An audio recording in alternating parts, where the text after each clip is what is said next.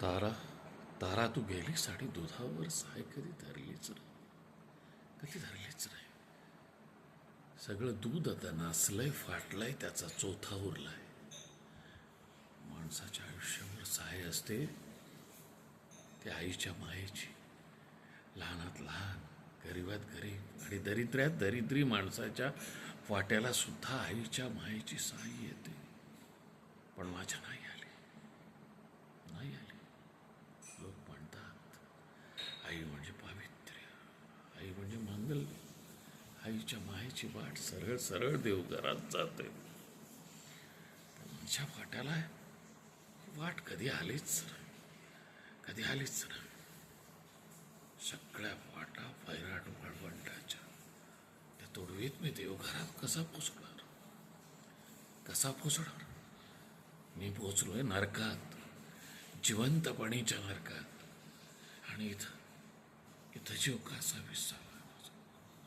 माझा प्राण घुटमळतोय. प्राण जाण्यापूर्वी मला एक आई पाहिजे, मला एक आई पाहिजे. तुम्हाला आहे का आई? तुम्हाला आहे का आई? तुम्हाला तरी आहे का आई? असेल, असेल, तुम्हालाही आई असेल.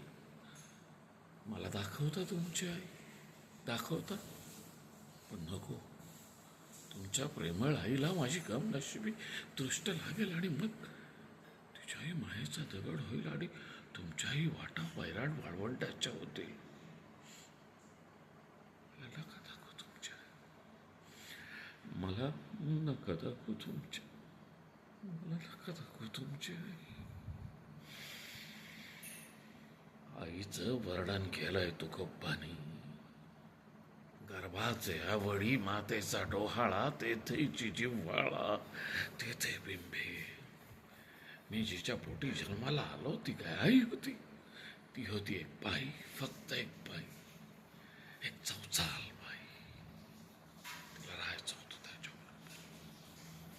मीच अडथळा होतो ना. या झोपडीत पडलेली असायची ती दोघं जण.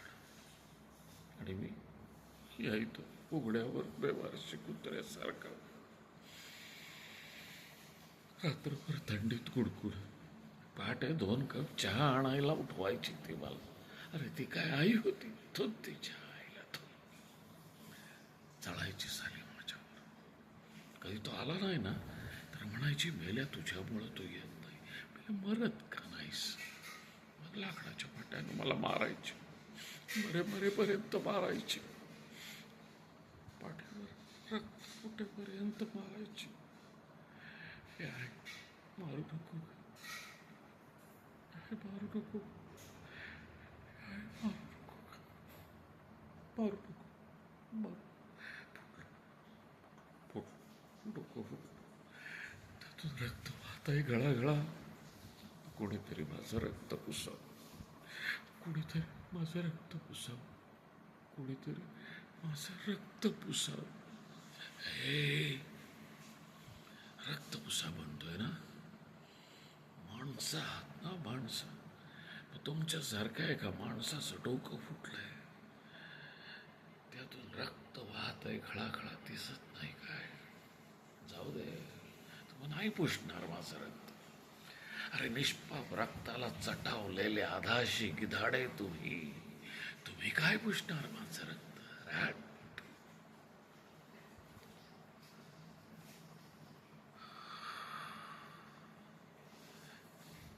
असं रागानं बघू नका माझ्याकडं. मी एक वेळा माणूस, पण माणूस आहे. माणसाला काय असतं? खरं प्रेम. आणि ज्याच्या आईनं झालं ते दिलं नाही, त्यानं ते कुणाकडं मागायचं? कुणाकडं? अहो कुत्री सुद्धा आपल्या पिल्याला चाटते. जे कुत्र्याला मिळालं तर मला नाही मिळालं, माझ्या सुंदरला नाही मिळालं. पारू काय त्याची आई नव्हती, पण गेलीच ना पळून. पोराला टाकून याराबरोबर 10 वर्ष वाट पाहिली. माझी आई परत येईल, माझी पारू परत येईल, पण नाही आली, नाही आली. कशी आहे ही बाईची जात, ही बाईची जात, ही बाईची जात, तिच्या सापाचे दात, तिच्या डोळ्यात मेष पण काळजात विष, तिची नागमोडी चाल पाहून जायबंदी व्हाल, पण जाऊ नका भुलून, वेळ जाईल टळून निघा व्हाल जळून. तिचे पोटातले पाय तुम्हाला दिसणार. सोडा राव सोडा, तिचा नादच सोडा.